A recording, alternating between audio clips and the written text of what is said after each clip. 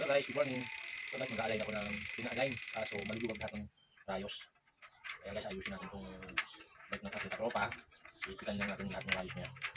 Eh, ganun talaga guys eh. Yung iba nag-align pero hindi naman sinusipitan. Meron talagang ganun guys. Kaya, nasa kanila na lang yung gumagawa nun. Ito baka meron na naman tumira sa atin magaling. Muna. Pero ito gagawin natin ito. Yung gawa ito dito dahil una sira yung cambio. Pangalawa tayo na yung RD. Inayos natin yung shifter niya, sira. Nakita ko mga rayos, maluwag. Kaya guys, ayusin na rin natin pati yung harapan. Para matuwa yung ating kabikers. Mga viewers, follow and subscribe po. Para naman pumunta rin tayo ng pambili ng parts na libre para sa inyo. Sana magkaroon tayo ng maraming follower at saka subscriber. Para magkaroon tayo ng giveaway sa ating mga customer. Diba guys? Max TV Vlog. Guys, follow and like and subscribe mga idol.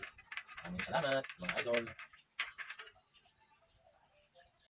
Hello mga idol, tapos natin yung likod. Ngayon dito naman tayo sa harapan mga idol. Tapos natin ito kasi malulog yung rayos. Kaya same lang din sila sa likod mga idol. Bibitan lang natin. Malulog eh.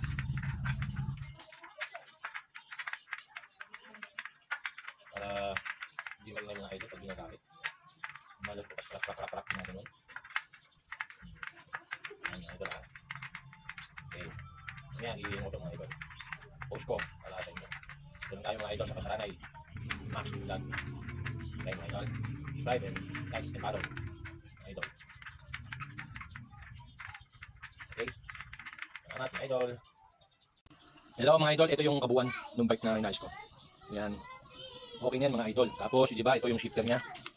Sira yung loob. Inayos ko na yan mga idol. Ayan. Pakita ko sa inyo yung sikreto niyan pag ano, yung video ng pag-ayos. Yung preno niya, inayos ko na rin yung stock up, yung harap. Yan. Tapos inayos natin yung mga kable niya. Yan. Inayos na natin yung timing niya. Yan mga idol. Baka mapansin yung basher ko, nakahiga na naman yung bike na inayos ko. Mas komportable kasi ako mga idol, gumawa ng nakaano yung bike. Pero kasi ako pag nakasabit, umuga. Yan. So mga idol, oh.